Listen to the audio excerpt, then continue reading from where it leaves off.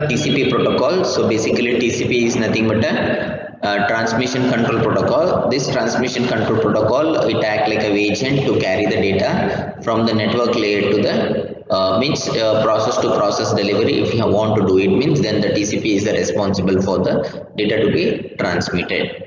Okay, so these are the some of the services what we have studied in the earlier classes, that it enables us to do the process to process communication, and it enables us to do the streaming of bytes that has been received from the application layer. Since TCP is a connection oriented, means when you transmit the data, an acknowledgement we will be receiving from the receiver. So once an acknowledgement you are going to receive from the receiver, you can transmit the next fresh of data to the receiver from the sender side. So therefore we call it as a reliable services. Okay, so the TCP is responsible for to provide a reliable services. And in the TCP application you can go for the full duplex mode of communication. So means what, if you are transmitting some packets to some other nodes, means simultaneously you can able to receive the packets from some other node. So that mechanisms we call it as a full duplex communication. And it enables us, that is a transmission control protocol, enable us to do the multiplication, and that is a multiplexing and demultiplexing mechanisms in the connection oriented protocol. And so see, as we already studying about this connection oriented services. So in the connection oriented services, the fundamental steps what we are going to consider is, so first we are going to establish a logical connection between the sender and the receiver. So why we call it as a logical connection? Because there is no physical dedicated path will not be you are going to create. That is through the use of circuit switching mechanism. So what we do is, we are going to create the path from source to destination through the virtual circuits, or through the virtual link between source to destination. That we are going to call it as a logical connection between the source and destination. And it is possible for us to do the data transmission once we set the logical connection. So after the data has been transmitted successfully, that link will be terminated from the communication data path. From the communication data path, we are going to terminate that link. Okay, so it works mainly in the three phase: setup phase, data transmission phase, and the termination phase. So that we call it as a connection oriented services.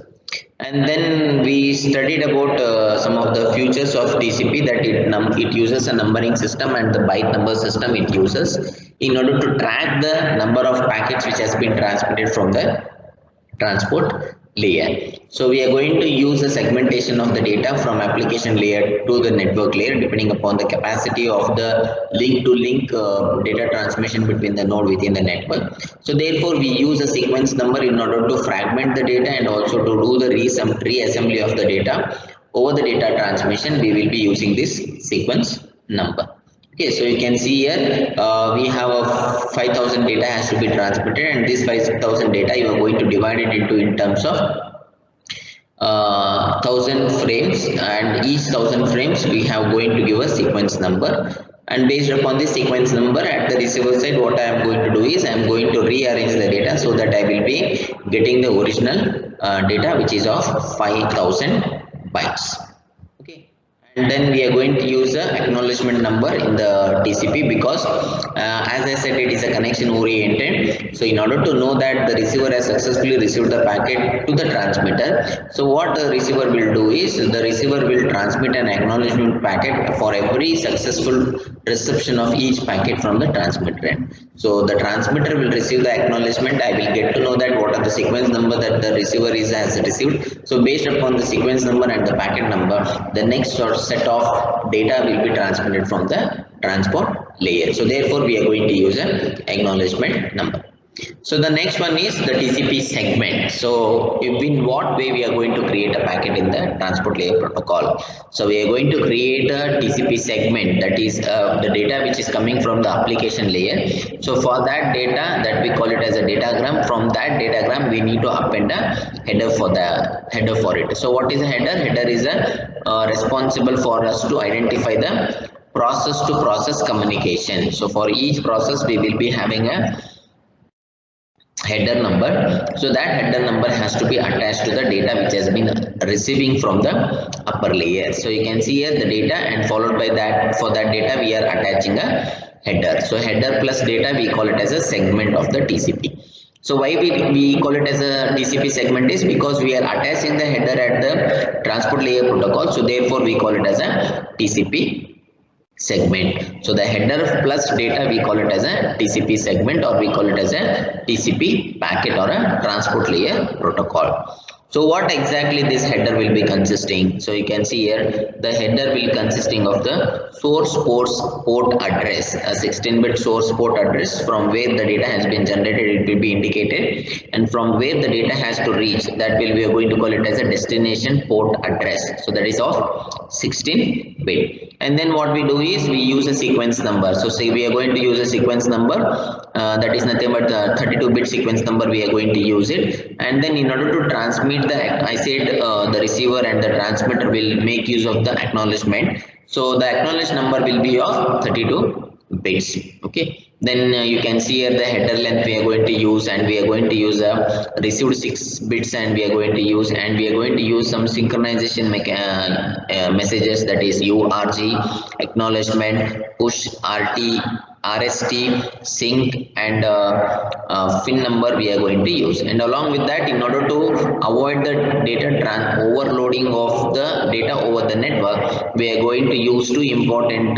pointers or the headers, and one we call it as a window size, and the second we call it as a urgent pointer. So this window size will enable us to control the flow of data over the network. So depending upon the window size, we can able to transmit the number of packets, and how many number of packets we are going to transmit over the particular link at a particular packet time. That will be corresponding from the window size. And then we go for the checksum. So here checksum, as I said, we are going to use for error control and the flow control. We will be using this checksum, and we have some optional reserve field is there, that we call it as options and padding. So we can go up to 40 bytes of optional header we can go from to create a packet either at the transmitter side or at the receiver side. So this is the TCP segment. It is very important concept, and the diagram also. So you please have a look on this. So what are the important types it is having, or the fields it is having. It might be appearing for your examinations. So you can see the source port address, destination address, sequence number, acknowledgement number, window size, urgent pointer, checksum, and an optional reserved byte which can extend up to 40 bytes for the header. Okay, so this is what we are going to use for the TCP segment. So you can see the port address is a 16-bit field which defines the port numbers of the application program in the host that is sending the segment. So as I said you, the source will be generating the data. So because if I consider a laptop, so in my laptop now there are so many applications are running. So what are the applications are running is, so I have opened the PowerPoint, and I have opened the MS Teams, and I have opened the internet connection, and in the internet connection I have logged in my Gmail account. So these we call it as application. So MS Team is an application, PowerPoint is an application, okay, and Gmail is it is one of the services that is also application. So these three applications simultaneously running on into my computer. So when someone, so let's say you have sent an good morning message in MS Team. So you have sent an data to the which has to appear in the MS Team only. So means what, for each applications we need to have some port numbers. Through that port numbers only it is possible for us to receive the data to the corresponding application. So therefore the source port number means the sender transmitter port number, and the destination port number that plays an important role in the form of the data transmission between the process to process delivery. And the second one, we are going to use the sequence number. As I said, sequence number we are going to use for the segmentation. So if a stream of data, it is not possible for you to transmit at a single stretch, means what we do is we do the partitioning of the data. So when you do the partitioning of the data, identification of each segments of the smaller block, it has to be identified. So we are going to use this sequence number, and the sequence number what we are going to use is the 32-bit field. So based upon the number of packets what you have created, that is the sub packets what you have created, so based upon that we can able to create this sequence number. And the next one is the acknowledged number. So acknowledgement number is nothing but when I receive, if I am a receiver. So now what I have done is I have received a packet from some sender. So I should acknowledge him that I have received the packet successfully, means then we are going to use a number, and that number we call it as an acknowledgement number. So that acknowledgement number is nothing but it is a 32-bit and it will generate a number based upon the amount of byte which has been received from the transmitter. And the next one is we call it as a header field. So this header field, it is of 4 bytes we are going to use, and this header can be extended up to 20 bytes to 60 bytes. Okay, and the next one we are going to have a control segment. So in the control segment what we do is we are going to use some synchronization and signaling messages. Through the use of them, it is possible for us to include, or it is possible for us to create a flow control and error control mechanism in the transportation layer.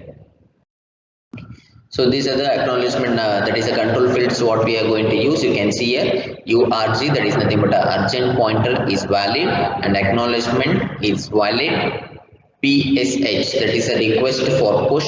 RST, reset the connection. Sync, synchronize sequence number. FIN, terminate the connection. So we are going to use these flag bits in order to highlight what type of operation is currently going on in the TCP network or in the TCP data transmission. So for each transmission we should indicate the state of data transmission, what is taking place over the network. So we are going to use these flag bits in order to highlight, or in order to get to know what is the event which is currently running on in the TCP segment.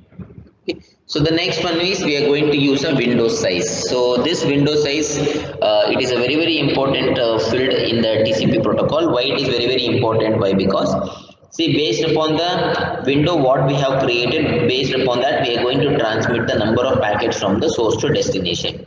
So let's say if the window size is one byte. So if the window size is 1 byte, means it is possible for us to transmit the data from source to destination at a time. Only 1 byte of data we can transmit. If the window size is increased, means then let's say 10 MB data you want to transmit. So 10 MB means, if the window size is 10 MB means the maximum amount of data which can be transmitted at any instant of time from this TCP segment is 10 MB. So it quantifies, or it suggests the maximum amount of data which can be transmitted from the source to destination will be responsible for this window size. The next one we call it as a checksum. So this checksum is a 16-bit field we are going to use for error correction and detections. As we already studied this checksum in the UDP, the same operations will be used over here also in the TCP segment. Okay, so this is about your checksum. The next one is we need to understand how the connection will. So now means we understood the format of the TCP, how it works, and what are the different entities we will be using in the fields. So all those details we have understood. Now the very important concept is, so how you make a connection through the use of the TCP, how you do the data transmission, and once the data transmission is done successfully, how you terminate the link. So whatever the link it has been established in the TCP connection phase, so how you terminate those links, so that plays an important role. So that we are going to study in the subsequent chapters. The first one is, it is called as a TCP connection. So as I said, TCP works based upon the connection oriented protocol. So it works upon the connection oriented protocol. So before a data transmission takes place from sender to receiver, a dedicated path has to be presented in the connection oriented protocol. So that dedicated path we are going to represent, or we are going to create virtually in the case of TCP mode.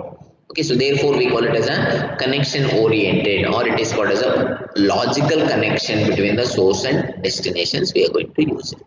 Okay, so we are going to use a connection establishment before we do the data transmission from the source to destination, and that phase we call it as a connection establishment. That phase we call it as a connection establishment.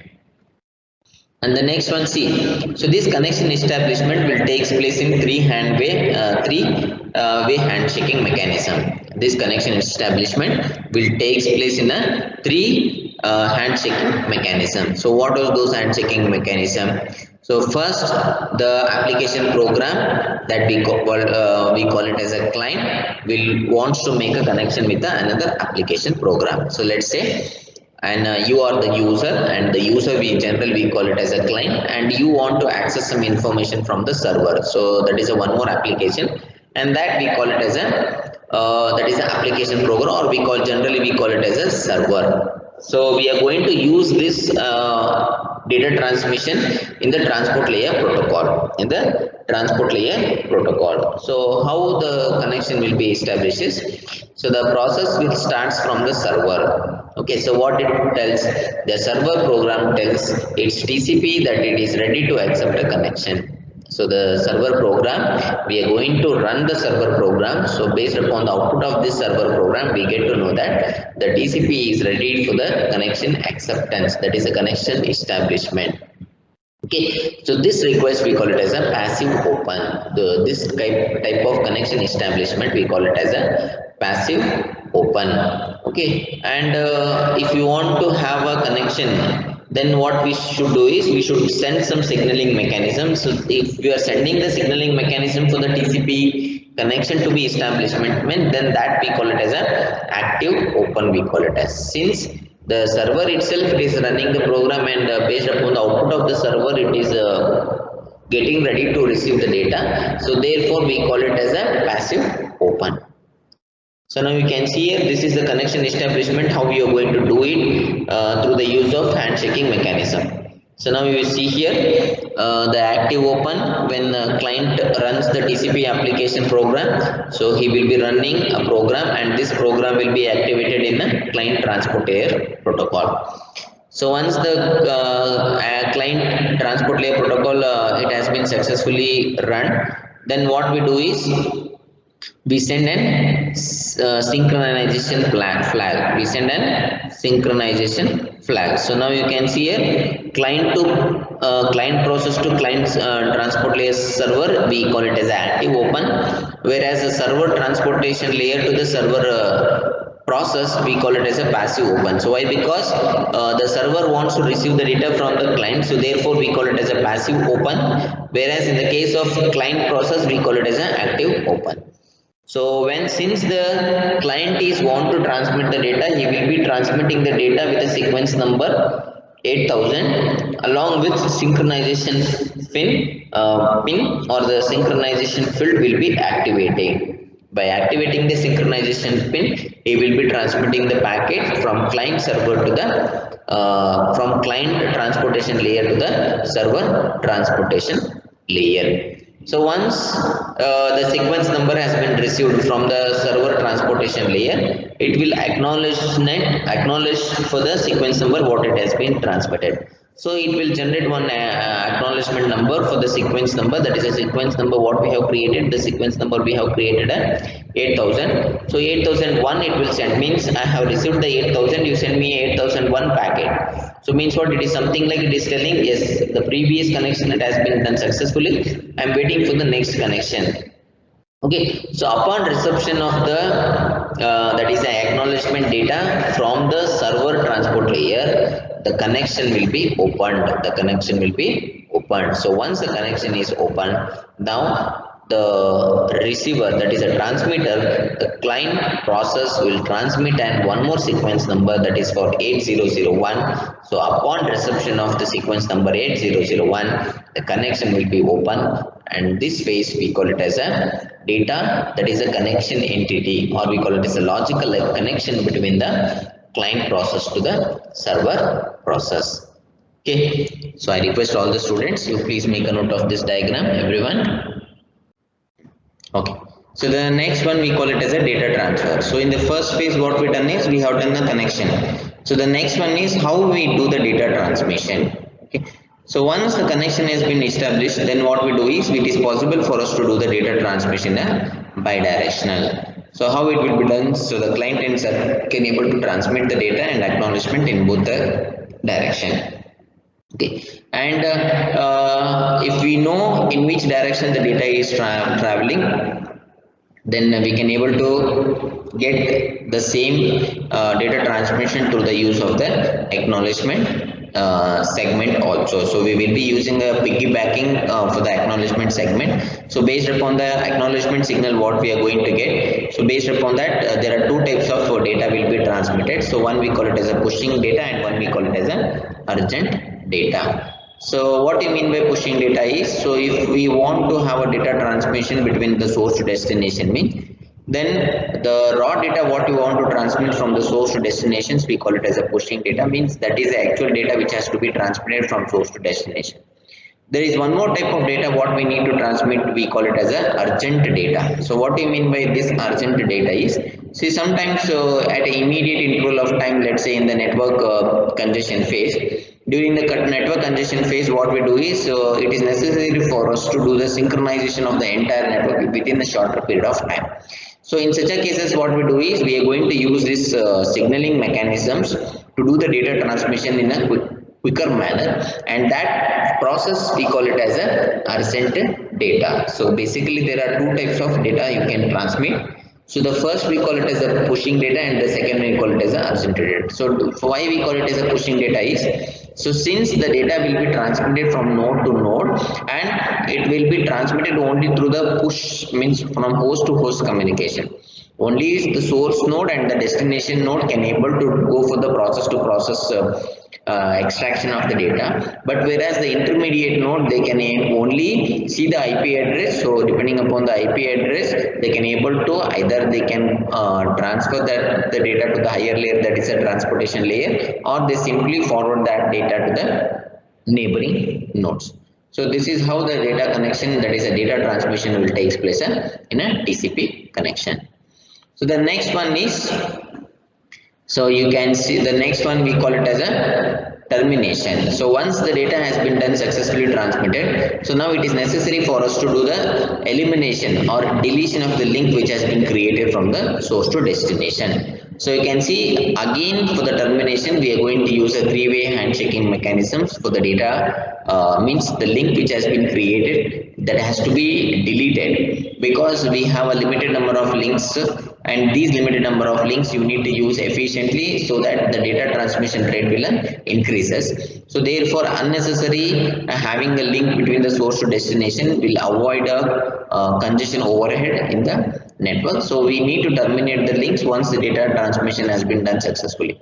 So therefore we are going to use a three-way handshaking mechanism. So the first one is, you can, so once the data transmission has been done successfully from the client, so it will activate a close activate signal. So in the close activate signal it will transmit an acknowledgement number and the sequence number in the acknowledgement and the sequence field respectively. And upon reception of the close activation message, the server transportation layer also will transmit back an acknowledgement number by sending an passive close. So passive close means, yes, the data transmission has been, I think it is completed, now I will not able to do the reception of the data. So once a passive close has been activated from the server transport layer, it will be fed back to the client process. So in the client process again, the subsequent the sequence number corresponding to the acknowledged number which has been transmitted from the server transport layer, so the corresponding sequence number will be generated, and the next level of acknowledgement will be transmitted, and